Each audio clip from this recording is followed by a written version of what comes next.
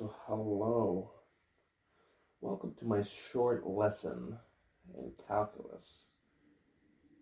Today we're going to be doing definite integrals and indefinite integrals.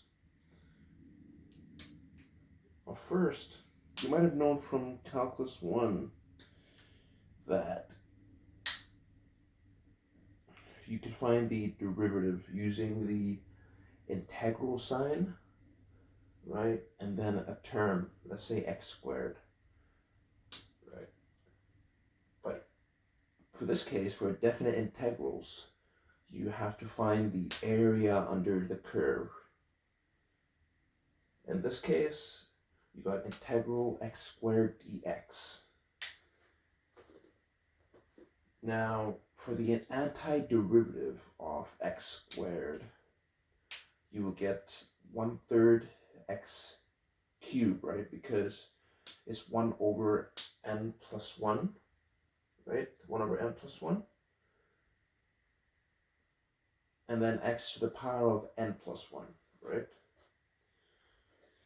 But here, since we're dealing with areas under the curve, you have to use this equation to find the sum of the individual areas depending on how many slices, or in this case, n. You probably have seen the number associated with n, which is this amount of slices. So here, you have the antiderivative of this, right, which is 1 over 3x cubed, right? And now since n in this case would be equal to 4, you separate it into 4 slices. So 1 over 4, 1 over 2, 3 over 4, and 1.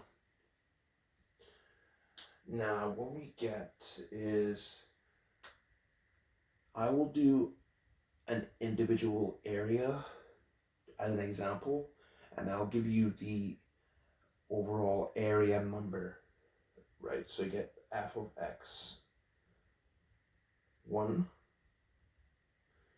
which is 1 over 4. But that 1 over 4 is just x1, so it will be 1 over 4 to the power of 3 over 3. So it'll be 1 over 4, right, to the power of 3 over 3. Sorry for my bad handwriting. It doesn't seem that clear, but hopefully you get the point. So you do 1 over 4 to the power of 3 over 3, plus 1 over 2 to the power of 3 over 3, plus 3 over 4 to over 3 to the power of 3, and so on, until you get to the last slice, which is 1, right? Now, what we get after adding all the areas is area equals to about roughly 0.17.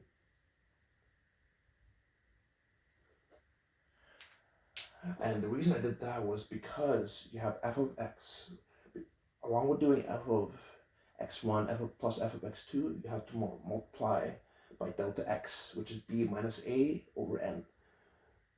And the way you do that is, so you have 0 here and 1 here. b1, which is b, minus a, which is 0, 1 over n, right, 1 over 4. So for f of x, 1 over 4 to the power of 3 over 3, multiplied by 1 over 4, 1 over 2 to the power of 3 over 3 times 1 over 4, you get the point, right? You get 0.17. So that's how you deal with definite integrals, right? You're not finding the antiderivative, really. You are cutting the graph, right, depending on the x values that you're dealing with, and you're cutting them into smaller rectangles, right? Now for the the indefinite integrals, you are just specifically dealing with antiderivatives, right? So you might have briefly touched on that in Calculus 1, right? So here is pretty straightforward. You have integral, right, x between 1 and 4, 2x cubed.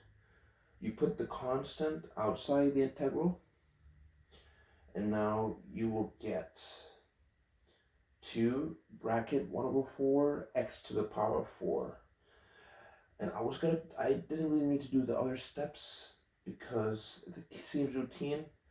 You put the 4 in the x, get that value minus 1 over 2 multiplied by 1 to the power 4, right?